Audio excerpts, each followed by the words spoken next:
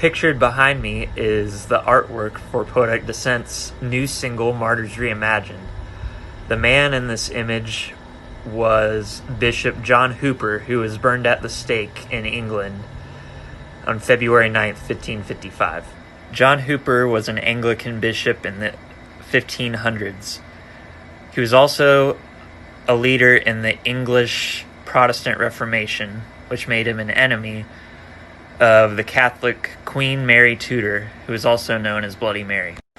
Queen Mary's council sent John to prison on August 29th, 1553, where he stayed for 17 months because he refused to recant.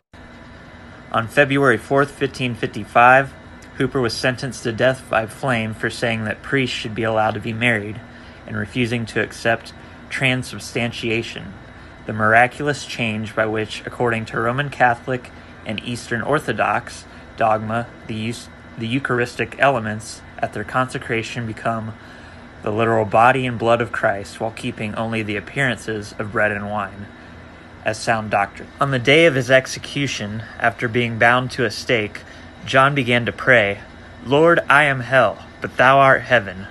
I am swill and a sink of sin. But thou art a gracious God and a merciful Redeemer. Have mercy, therefore, upon me, according to thine inestimable goodness." The man who lit the fire that would end John's life asked him for forgiveness, to which he replied, "Thou dost nothing to offend me. God forgive thee of thy sins, and do thine office, I pray thee." The fire had to be lit 3 times before it was able to continue burning without being extinguished by the wind. The bishop was burned alive for 45 minutes.